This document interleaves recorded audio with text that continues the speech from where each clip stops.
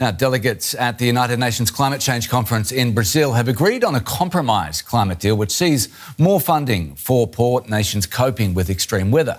But the main COP30 document left out any details about phasing out of fossil fuels, something dozens of nations were demanding.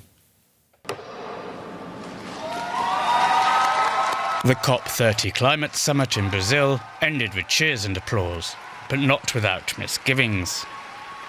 Following several late nights of negotiations, delegates from nearly 200 countries sealed a modest deal.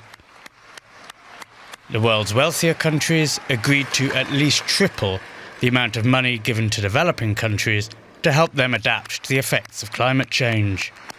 But the deal contained no explicit reference to a transition away from fossil fuels, something that most European nations, as well as smaller climate-vulnerable islands, had pushed for. Several countries, including major oil exporters Saudi Arabia and Russia, as well as India and China, rejected any text that explicitly called for the phasing out of fossil fuels. The summit president acknowledged this disparity. We know some of you had greater ambitions for some of the issues at hand. I know the youth civil society will demand us to do more to fight climate change. He promised to create two separate so-called roadmaps, one to stop deforestation, the other for transitioning from fossil fuels. But without the backing of the conference, these documents will hold far less weight. The European delegates, however, attempted to put on a brave face. All countries remained at the table, which was exhausting, as was balancing the different positions. But it's important that the world works together on this most important issue for humanity. If it had been a bad agreement, we wouldn't have signed it.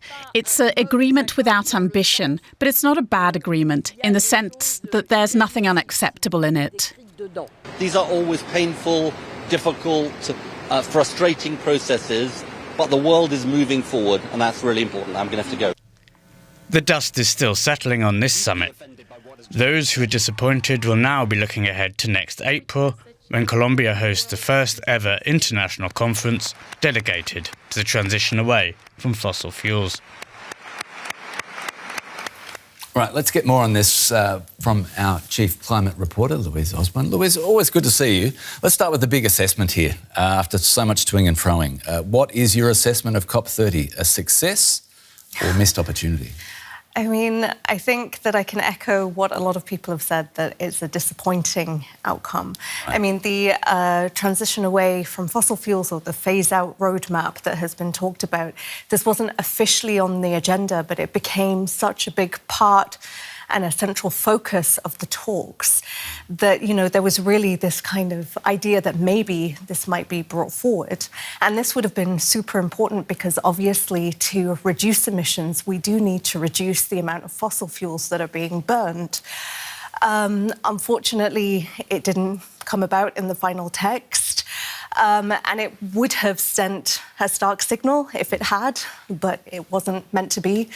But it wasn't just this roadmap. You know, there was also adaptation funding, which was a central part of the talks. And a lot of developing countries had been pushing for a tripling of adaptation funding by 2030. That was pushed back to 2035. So not a complete failure, but at the same time, these are baby steps and just not moving fast enough. Some of the baby steps, the COP30 president promised two separate roadmaps, one for ending deforestation, another for fossil fuel transition, and Colombia will host the first global conference on moving away from fossil fuels. How significant, if we're looking for silver linings, how significant are those steps? I mean, it's significant in the fact that fossil fuels until 2 years ago weren't even kind of considered and included in these declaration talks. So the fact that they have become so prominent is progress.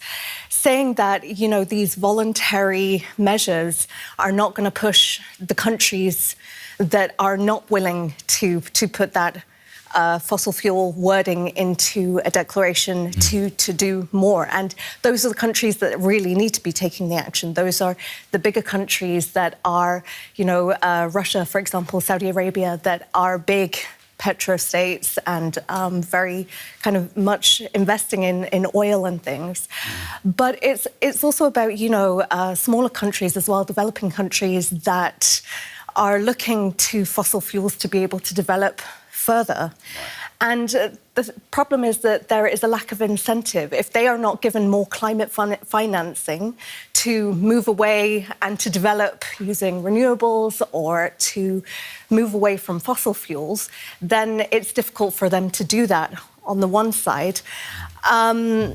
And so, a voluntary measure to have this roadmap for the countries who are already willing to do it, again, it's progress, but it's still, it's still not enough. We've got a minute left. I want to talk about the balance of power a little bit, because oil-producing nations managed to block a proposal supported by 80 countries. What does that tell us about the balance of power in these discussions? I mean, 80 countries is a lot, don't get me wrong, but it's still not a majority. There are over 190 countries that are represented at the COP itself. And the COP has always been a consensus-based decision mechanism. So you have to get all of the countries on board, otherwise these steps do not get taken forward, which is why we didn't see a roadmap in the end declaration. Right. So, with some of these countries blocking, you are always going to have this problem if you're not able to reach compromise. Louise Osborne, our Chief Climate Reporter, great as always. Thanks for coming in.